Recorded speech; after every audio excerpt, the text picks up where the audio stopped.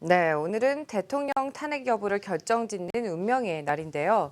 이미 우리 경제는 최순실 게이트에 따른 국정의 난맥상으로 빨간불이 켜진 지 오래됐습니다. 이제는 우리 경제 주체 모두가 어렵다고 하는데요. 특히 우리 국민들이 느끼는 체감 경기는 외환위기 당시보다 더 어렵다는 시각이 확산되고 있는 가운데 대통령 탄핵 투표 이후에 우리 경제와 증시가 어떤 방향으로 나아갈지 대해서 알아보는 시간 함께하도록 하겠습니다.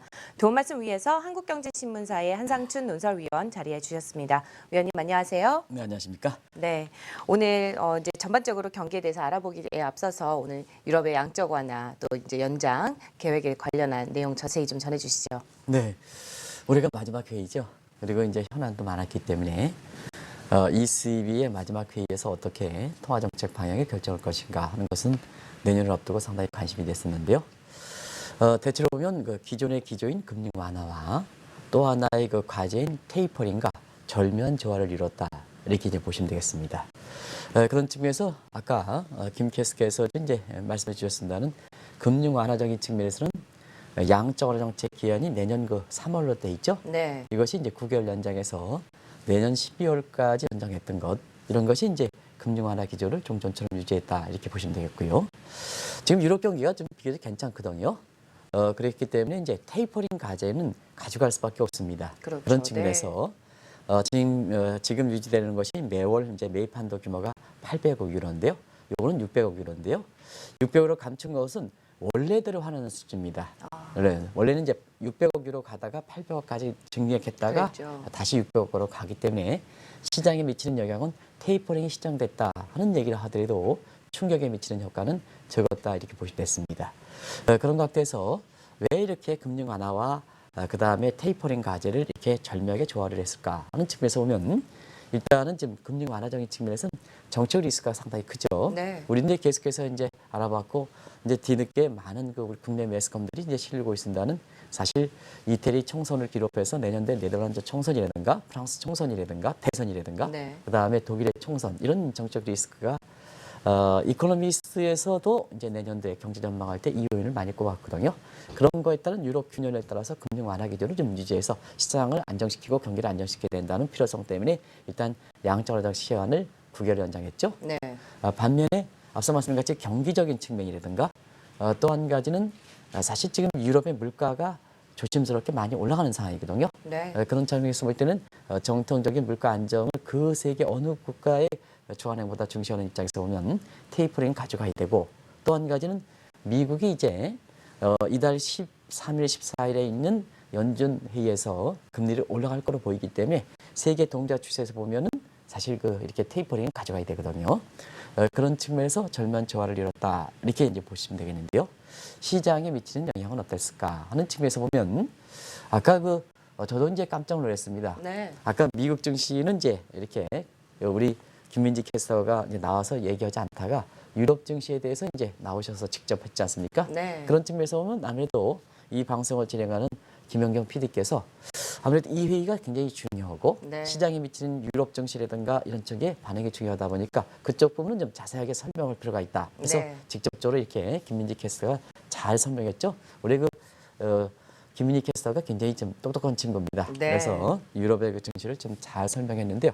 그와 마찬가지로 유럽 증시가 강하게 올랐고 미국의 증시 같은 경우에도 3대 지수가 사상 최고치, 소위 트럼프 랠리가 지속될 만큼 글로벌 증시가 일제히 금융 완화와 테이퍼링 간의 절묘한 조화를 환영하는 분위기다 이렇게 보겠습니다. 네. 또 오늘은 박근혜 대통령의 탄핵을 결정짓는 운명의 날이죠. 이미 우리 경제는 최순실 게이트에 따른 국정 혼란으로 이제 빨간불이 켜진 지는 좀 오래됐습니다만은 오늘 결정의 날 참 뭐라고 마음을 표현을 해야 될지 모르겠어요. 네, 사실은 그렇습니다. 오늘 그 제목에 김연경 PD께서 아주 세심하게 배려를 한 것 같아요. 탄핵 이유가 아니라 탄핵 투표 이유입니다. 네. 그래서 투표 결과에 대해서 이렇게 예측하지 않았다 이렇게 이제 보시면 되겠는데요. 어쨌거나 증시적인 측면에서는 탄핵 투표 이후의 모습에 대해서는 우리 경기라든가 증시가 어느 쪽에 갈 것인가 하는 것이 아마 시청자 여러분, 그다음에 투자자 여러분께서 가장 관심이 되는 내용이 아닌가 생각하는데요. 우리 경기 올해 연초까지만 해도 좋았죠. 그죠? 우리 연초까지만 해도 올해 경제 그렇죠. 성장률 한 3%는 달성하지 않겠느냐. 맞습니다. 그래서 잠재 수준 이상으로 가지 않겠느냐. 이렇게 해서 올해 그 연초까지는 성장률 측면에서는 좋았다 이렇게 보겠습니다. 근데 1년이 다 지난 12월 마지막 달의 한국 경제 모습 보면 연초의 그 낙관적 전망이 전부 비관적으로 돌아섰다. 모든 기관이 비관적으로 돌아섰다. 그렇죠. 이렇게 보시면 되겠는데요. 지금은 올해 성장률 보면 대체로 글로벌 인베스트 뱅크들은 비관적으로 보고 그래서 우리 정책 기관들은 낙관적으로 보지만 대체로 글로벌 인베스트 뱅크들은 2% 초반 그다음에 우리 낙관적으로 보는 국내 간병 기관조차도 3% 밑에서 대부분 다 2점에서 2.8% 거치나 보면 평균치 보면 2.5% 떨어지는 수준이거든요. 그런 각도에서는 사실 우리 경제 그 잠재 성장률 수준이 아무리 낮춰졌다 하더라도 잠재 성장 밑으로 떨어질 우려가 있기 때문에 연초의 분위기는 상당히 다르다 이렇게 보겠습니다. 그리고 사실 4분기 성장률이 굉장히 좀 관심이 되지 않습니까? 왜냐하면 그렇겠죠. 네. 이 최순실 게이트로 인해서 이게 이 한 사람으로 해서 저도 국내 세금 내는 입장에서 보면 이 사람에서 스트레스 받는 자체가 저도 그냥 굉장히 좀 이렇습니다. 우리 네. 국민들이 이렇게 노력하는데 이 사람에 의해서 사실상 뭐냐 물론 이제 다른 관련돼 있는 사람들 다 있겠습니다는 제가 그냥 최순실 게이트로 얘기하겠습니다. 네. 이런 사람조차로 인해서 지금 그 4분기 이후에 한국 경제가 무동력 상태, 무정부 애낙 상태다. 무동력 상태다 이렇게 표현하거든요. 경제가 컨트롤 타워가 없이 그냥 가는 겁니다. 네. 이렇게 가는 겁니다. 이게 4분기에 지금 그렇거든요. 뭐가 하나 되는 거 없이. 그다음에 그러니까 4분기에 최순실 게이트의 여파로 인해서 한국 경제 성장률이 마이너스로 떨어지지 않겠느냐 하는 이런 우려가 나오지 않습니까? 어찌됐든 연초의 분위기가 최순실 게이트로 인해서 한국 경제 무동력, 무정부 상태가 될 만큼 굉장히 한국 경제가 지금 스트레스를 많이 받는다 이렇게 네. 보시면 됐습니다. 말씀하신 것처럼 한국 경제가 무동력 상태라면은 우리 국민들이 가장 어려울 수밖에 없겠는데요. 실제로 체감 경기, 외환위기 당시보다 더 안 좋다라는 얘기도 나오고 있는데요. 어떤가요, 실제로는? 의외로 그 얘기가 굉장히 확산되고 있습니다. 네. 사실상 아침부터 이렇게 탄핵 투표가 있는데 이런 얘기를 해서 죄송합니다는 많은 강의를 보면 정말로 외인 얘기보다 어렵다 이렇게 얘기합니다. 그런 측면에서 체감 경기를 결정할 때 미저리 인덱스 경제 고통 지수에서 네. 미국의 대선 과정에서도 이 미저리 인덱스가 나왔죠. 그래서 집권당의 그 경제 성과를 평가할 때는 경제의 모든 지표 중에서 가장 피부적으로 와닿는 지표가 실업률. 그 다음에 사실상 물가지 않습니까? 그런 측면에서 자막에서 한번 보고 좀 말씀드리겠습니다. 네. 실업률 보면 올해 3.7% 네. 이렇게 했죠. 근데 노동연구원에서 이게 간병기관입니다. 노동기관에서 내년도에 뭐냐 실업률 보면 4.0% 전망했습니다. 이건 15년 만에 최고치다 이렇게 보겠습니다. 그리고 지금 실업률 보면 올해 이렇게 대졸 취업자라든가 이런 사람들 대상으로 해서 이렇게 특별 강의를 하면 굉장히 뭐냐 이게 젊은 사람들이 공부해봐야 뭐냐 하는 얘기를 많이 합니다. 네. 열심히 공부해봐야 그래도 이렇게 대학에서 열심히 공부해서 학점을 A+ 정도 따면 내가 좀 희망이 있어야 되지 않느냐 그렇죠. 하는 얘기거든요. 근데 A+ 따고 이러더라도 경우에 따라서는 저는 뭐 명문대라든가 구별을 안 합니다는 사실상 뭐냐 명문대 조입한 사람들조차도 내 일자리가 없다는 얘기입니다. 네. 그래서 우리 청년 실업률 보면요 위안이게 최고치입니다. 아, 그리고 우리 이제 장애커 혹시 부모님 도와서 김장 이렇게 하는데 도와드렸습니까? 아니 저희는 아직 안 네. 했습니까? 네. 근데요, 이 김장철에 이렇게 배추가 아주 쏟아져 나오는데도 불구하고 사실상 뭐냐 김장값이 굉장히 배추값이 높습니다. 저도 이제 직접 격제에서 뭐냐면 이렇게 하셨군요. 이렇게 네. 배추를 심어서 사실상 이렇게 김장을 해서 많은 사람들이 이제 저거 했는데요. 사실 그래서 배추값이 떨어지지 않거든요. 그리고 거기에 뭐냐 김장을 할 때는 여러 가지 부대 비용이 들어가지 않습니까? 그럼요. 그래서 이게 주부님들이 생각하는 우리가 김장이라든가 체감 물가는 굉장히 안 좋은 상태거든요. 소비자 물가가 뭐 안정됐다 하지만 실제로 보면 소비자 물가 저도 한국은행에서 그거 할 때 우리 국민 입장에서 상당히 밀접했던 부분 모두 부동산 가격이라든가 이런 부분은 가중치가 적거든요. 그래서 뭐냐 소비자 물가 상승이 안정됐다 하더라도 주부님 입장에서 그게 물가냐 네. 물가 지표냐 이렇게 하거든요. 그러다 보니까 청년 실업을 비롯해서 고용 사정이 안 좋고 물가 사정이 안 좋다 보니까 경우에 따라서는 뭐냐 계층별로 차이가 있습니다는 우리 국민 대다수는 체감 경기는 외환위기보다 더 안 좋다. 이런 상태에서 최순실 게이트라든가 해서 앞이 꽉 막혀 있으니까 더 이렇게 스트레스를 받는 거죠. 그렇게 되죠. 네. 나는 세금 낼 건 다 세금 내면서 뭐냐 왜 이렇게 뜻하지 않은 이런 일로 해서 가뜩이나 어려운 이렇게 경기를 더 어렵게 느끼느냐. 사람이 그런 게 있잖아요.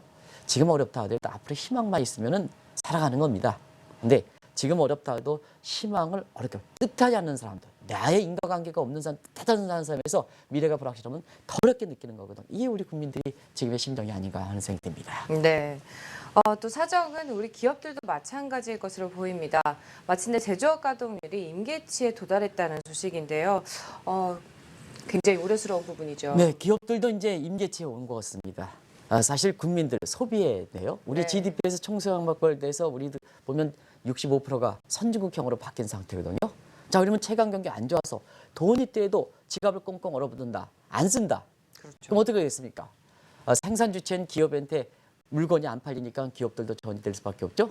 그런 상태에서 뭐냐면 최순실 게이트를 해서 한국 경제 어쩌거나 누가 공가를 따지지 않고 어쩌거나 한국의 부가가치라든가 생산이라든가 그다음에 이게 일자리라든가 이런 게 기회했던 사람들이 어쩌거나 다 잘했다고 평가하는 겁니다는 이렇게 어려운 가운데 이렇게 하는 대기업 총수들이거든요. 이 대기업 총수들이 뭐냐? 연세들이 많은데도 불구하고 아들내미 같은 사람들한테 이런 사람들한테 뭐냐 와서 공개적으로 창피해주는. 저는 최순실 게이트면 최순실 게이트와 관련된 문제만 물어야지. 거기에 가서 과거에 뭐가 되고 과거에 무슨 뭐 아들내미고 뭐고 50대도 안 되고 이게 무슨 최순실 게이트가 관계 있습니까? 그런 것까지 해서 본인이 스타가 되려고 하는 게이트 같은 경우는 없애버려야 된다고 생각합니다. 그러다 보니까 뭐냐. 자, 해외에서 보면 우리의 대기업 총수들은 글로벌 기업들의 총수들이거든요. 그럼요. 그래서 뭐냐. 그 청문회 하나하나 내용들이 자, 경쟁 국가의 경쟁 기업들은 관심이 될 수밖에 없거든요. 네. 그래서 뭐냐. 해외 CNN이라든가 일본에 우리가 경쟁 관계에 있는 그 생중계하는 모습이거든요. 그러면 그 장면을 보고 한국의 글로벌 신인도라든가 그 기업에 대한 신뢰도라든가 이런 분들이 어떻게 되겠습니까? 30-40년 동안 노력해가지고 그만큼 쌓았는데요. 그 한 장면에 의해서 어떤 특정한 국회의원들이 한 사람이 이렇게 해서 그 국정의 신뢰도가 떨어지고 국가의 신뢰도가 떨어지면 사실상 청문회 이상으로 한국 경제 손실이 외부 불경제 효과가 굉장히 크다는 얘기거든요. 그런 측면에서 한번 이 청문회도 생각해 보셔야 되지 않겠냐. 네. 그래서 지금 뭐냐 한국의 기업인들이 이 환경에서 누가 기업하겠습니까? 그게 필요조짐이거든요. 기업인들 만나면 대기업 분야 중소기업들도 한국에서 기업 못 해먹겠다. 제가 극단적인 표현을 씁니다. 기업 못 해먹겠다 이런 얘기를 하죠. 그럼 기업 못 해보면 국회의원들 어떻게 하겠습니까? 국회의원들 세비 내겠습니까? 세비해야 되는데요. 그런 측면에서 우리가 한번 좀 곰곰이 생각해 봐야 되지 않냐 생각합니다. 그런 것이 기업 활동에 그대로 나타난다. 자, 이제는 기업들이 밖으로 나간다. 도넛 현상이 발생하고 네. 또 제조업 가동률이 뭐냐 70%까지 떨어졌습니다. 10월 제조업 가동 70대 하는데요. 11월 달은 70 밑으로 떨어졌을 겁니다. 한국 경제에서 보면 지금 고용이라든가 이런 측면에서 보면 대체로 제조업 가동률이 80은 유지해야 되거든요. 그럼요. 네. 근데 지금은 70이 떨어졌고 11월 달에는 뭐냐 70 밑으로 떨어졌을 걸로 봅니다. 그런 상태다 보니까 결과적으로 보면 기업의 그 제조업 가동률이 떨어지면 결국 뭐냐 기업이 도산이 많다는 얘기입니다. 그래서 작년에 기업의 그 신용도가 떨어진 그 신용등급이 떨어진 게 한 160개 되면 지금 아직 공식적 통계가 나오지 않았습니다는 한 200건 이상으로 높아지지 않겠느냐 이렇게 이제 보거든요. 그런 것이 지금의 기업의 모습이다. 네. 이렇게 보시면 되겠습니다. 네, 지금 이제 말씀하신 이유들 때문에 이제 걱정되는 부분이 있습니다. 우리 경제 또 하나의 동력 바로 수출인데요. 현재 내수 경제 이상으로 안 좋은 것으로 알려져 있죠. 실제로는 어떤 상황인지 설명해 주시면요. 네, 12월 5일 날 네. 무역의 날을 이렇게 했죠. 사실 무역의 날이 원래는 11월 말인데요. 우리가 이제 무역 규모, 수출 규모가 1조 달러 넘어가면서 좀 이렇게 의미를 부여하자 해서 12월 5일로 이렇게 연장된데요. 우리 무역의 날 때는 굉장히 암울했었죠. 여러 가지로. 가장 큰 면에서 보면 수출이 2년 연속 절대 규모가 감소세가 되고 있습니다. 이건 어떠냐 하면 56년, 57년 때 한국이 뭐냐? 한국이 그때의 2년 연속 수출이 감소됐거든요. 네. 사실상 우리나라의 1차, 2차 5개년 계획이 추진하기 전입니다. 어떻게 보면 근대화, 경제 근대화에서 이전입니다. 네. 근데 그때 기록한 이후로 8년 만에 한국의 2년 연속 수출이 감소했습니다. 그리고 수출 순위가 자연스럽게 6위에서 네. 8위 정도 떨어졌죠. 네. 그러다 보니까 무역연할 때 박근혜 대통령이 참여하지 못하는 이게 이제 첫 번째 사례입니다. 물론 이제 대통령이 참여하지 않은 사례는 있었습니다. 그런데 그때에 대해서는 과거의 대통령이 참여하지 않을 때는 대외 순방에서 중요한 국제 일정이 있었기 때문에 그랬거든요. 근데 대외 일정이 없는데도 불구하고 사실상 박근혜 대통령이 이번에 무역의 날을 참여하지 않죠. 그래서 기업 입장에서는요, 무역의 날, 수출 입국에서 보면 무역의 날이 기업 입장에서 가장 축제의 날인데요. 네. 올해 보니까 여러 가지로 가장 어둡다 이렇게 얘기합니다. 결과적으로 보면 이러한 그 수출 같은 경우에 동력이 떨어진 상태에서 어떠냐 하면 이게 사드라든가 뭔가 이게서 필요성은 인정하지만 이게 국정이라는 건 주변의 관계, 경제 역학 동력 같은 거 이런 걸 이용해서 사실상 기업인이 살고 수출이 살고 기업의 입장에서 보면 이게 부드럽게 하는 것이 관련된 사람의 경제 강요를 안 치는 거고 대통령은 안 치고 국회는 안 치는 거거든요. 근데 이런 문제가 국정운영 미스로 해서 사실상 중국에 실컷 투자해놓고 안 그렇습니까? 지금 뭐냐 사드 배치 문제라든가 이런 문제에서 한국 기업 배척 그다음에 열심히 이렇게 구축하고 지금 뭐냐 한국에서 부가가치 창출에 한국의 이미지 개선에 하는데 한류 영풍도 이런 거 뭐냐 전부 배척하는 이런 모습을 보이지 않습니까? 그런 것이 지금의 우리의 모습이다 이렇게 보시면 되겠는데요. 내년에는 한국 내부적으로 보면 이런 그 대통령과 관련된 탄핵 네. 문제 이런 것도 있습니다만 사실 트럼프에서 차별적 보호주의라든가 아니면 유럽도 극우적 세력이 득세하면서 유럽한 그 이렇게 보호주의 뭐 이런 것이 이렇게 가는 상태이기 때문에 네. 내년에 더 어렵다 하는 얘기거든요.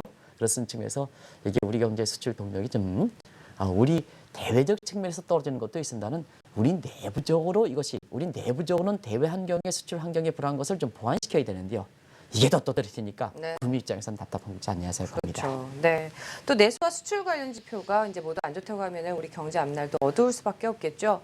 내년 성장률이 1%대까지 떨어질 것이라는 비관적인 전망 계속해서 나오고 있는데요.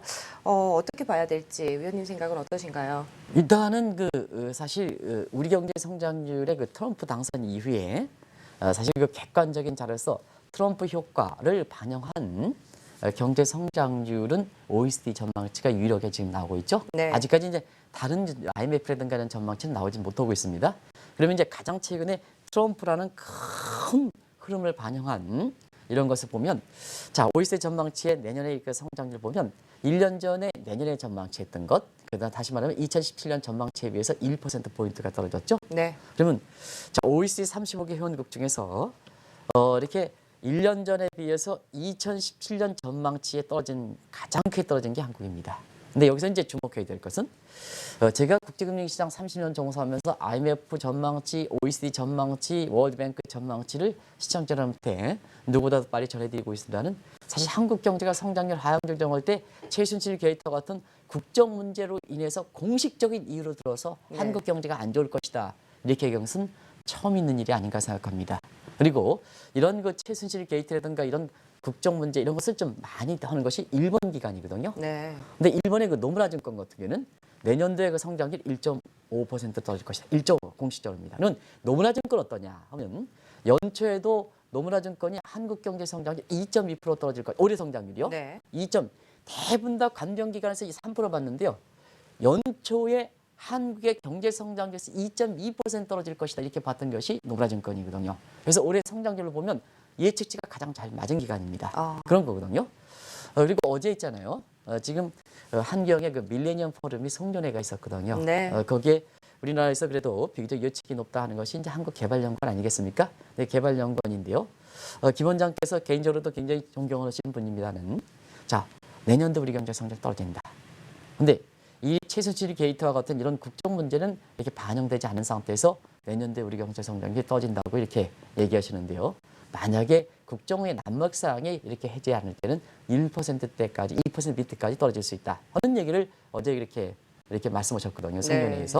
그런 모습 보면 이렇게 어떤 특정 게이트 문제, 이런 문제가 사실상 한국 경제에 어떤 쪽으로 영향을 미치는 것인가 하는 것은 대외적인 유명한 OECD 기관이라든가 이런 데서 성장률을 그 문제에 떨어뜨린다니까 사실 성장률 떨어지는 것 이상으로 한국 경제에 대한 대시각이 그만큼 안 좋아진다는 의미를 갖고 있다 이렇게 보겠습니다. 네. 그렇다고 한다면 이제 경기를 좀 살리기 위해서 어떤 대책이 필요할까요, 위원님? 우리가 사실 트럼프판 경제 정책이 가장 필요한 시점이 아닌가 하는 생각이 듭니다. 그런 측면에서 사실상 다음 질문인데 이게 이제 다음에 그 CG로 안 넘어가는 것 같아요. 그런 측면에서 보면 가장 시급한 게 질문 7번에 대한 CG가 되겠습니다. 질문 7번에 대한 CG 보면 가장 우선순위가 되는 것이 역시 최순실 캐릭터를 빨리 좀 정리해야죠. 그렇죠. 이거 뭐 네. 스트레스인데요. 지금 심리가 차지하는 비중이 큰데요. 최순실 캐릭터 혼란을 빨리 해소해야죠. 맞습니다. 어떤 식이든 간에 네. 어떤 식이든 간에 탄핵 결과에 대해서는 말씀드리지 않겠습니다.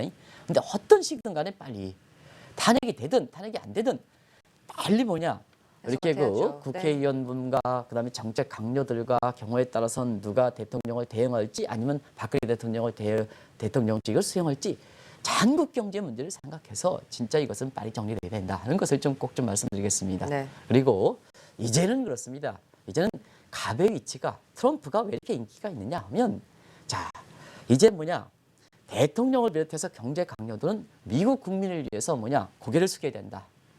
기업이 뛰어놀다 하고 국민이 뛰어놀아야 된다. 국민이 갑이 돼야 된다는 데 기업이 그럼요. 갑이 된다. 네. 하는 얘기거든요. 그래도 우리나라도 정책의 우선순위에서 보면 제발 이제는 기업이 뛰어노는 환경, 국민이 뛰어노는 환경. 그래서 기업과 국민이 갑이 되는 시대가 돼야 되지 않느냐. 이게 이제 가장 중요합니다. 이런 과정에서 경제 강요들은요. 트럼프의 인선이 잘 됐다는 얘기는 아닙니다는 제발 뭐냐 의사결정이 중요하니까 의사결정에 좀 이렇게 상당히 좀 책임을 지지 않는 이런 사람들 같은 경우는 3선 이상의 정치인들, 기성 정치인 좀 제발 뺐으면 좋겠습니다. 청문회도 좀 안 했으면 좋겠습니다. 청문회 때문에 정치인들을 하거든요. 근데 정치인들이 하는데요. 3선 이상의 정치인이라든가 정치인 다 배제하자는 얘기 아닙니다. 네. 3선 이상. 그래서 그리고 뭐냐 폴리페서들 교수들이 다 아닙니다. 정치 때만 되면 기웃기웃하는 이래 학생을 가르쳐야 될 사람이 연구를 해야 될 사람이 이게 뭐냐 경제 강요가 되겠다고 해서 이렇게 하는 사람 봤지 않습니까 이번에 책임져야 될 사람이 책임지지 못하는 행동들 폴리페서는 전부 배제된다. 좀 완전 배제된다 하는 입장을 좀 말씀드리겠습니다. 네. 그리고 정책적인 측면에서는 다 아시겠습니다는 재정적인 측면에서 여유가 있으니까 한국판 뉴딜 정책 그리고 한국도 뭐냐 지금 상태에서 가뜩이나 체감 경기 어렵고 기업이 이렇게 필요한 상을 보이는데요. 어떻게 법인세 인상하고 소득세 인상합니까? 이 트럼프와 마찬가지로 재정에 여유가 있으니까 우리가 그냥 법인세 좀 최소한 경쟁 국가만큼은 줄여줘야 되지 않겠느냐. 소득세도 뭐냐. 소득세도 이게 올리는 게 어디 있습니까? 지금 상태 경기가 지금 국민들이 가처분 소득이 증가해야 되는데 좀 소득세 낮춰서 한국도 뭐냐. 지금의 트럼프가 많은 각광을 받고 있는 이러한 그 레이고노믹스 같은 거 이런 것도 좀 추진해야 되지 않느냐 생각됩니다. 네, 오늘 박근혜 대통령의 탄핵 여부를 결정하는 날이죠. 한 나라의 경제에서 대통령이 잘하느냐 혹은 못하느냐에 따라서 경제에 미치는 영향이 어느 정도 되는지 간략하게 말씀 들어보겠습니다. 이 탄핵과 여부에서 탄핵 결과 가서 얘기하는 건 아닙니다. 네. 근데 이제 시간이 가면 갈수록 일전에도 한번 말씀드렸습니다는 대통령의 역할은 상당히 중요하다는 걸 말씀드립니다. 최고 통수까지 역할이 중요하다는 얘기입니다. 왜냐?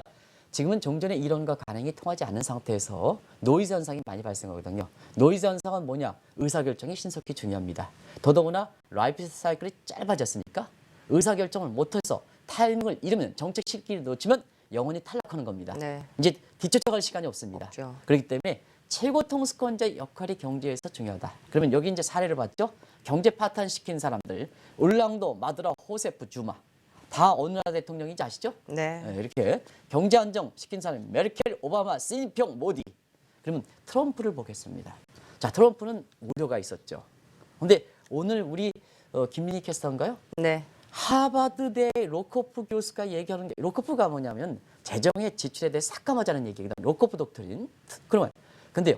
하버드의 미국에 대해서 보면 트럼프에 대해서 상당히 신뢰한다는 것은 뭐냐면 경기 부양 정책, 경기 부양 정책에서 이 뉴딜 정책이라든가 아니면 레이거노믹스도 하지만 무엇보다도 기성 정치인 배제, 그 다음에 폴리페서 배제, 기업가, 그 다음에 금융가 중심으로 됐다는 얘기거든요. 그래서 한국 경제에서 보면 이렇게 누가 이렇게 탄핵 결과가 나오든 간에 정말로 이제는 국민들을 생각하는 신선한 정치 신인들, 신선한 정치에 묵기가 있는 사람, 대통령 권력 요게 있는 사람들마다는 한국의 젊은 신선한 젊은 사람들이 좀 우리 40대 같은 이런 그 최고 통수권자가 나왔으면 하는 바람입니다. 네, 오늘도 말씀 잘 들었습니다. 지금까지 한국경제신문사의 한상춘 논설위원과 말씀 나눴습니다. 말씀 고맙습니다. 고맙습니다.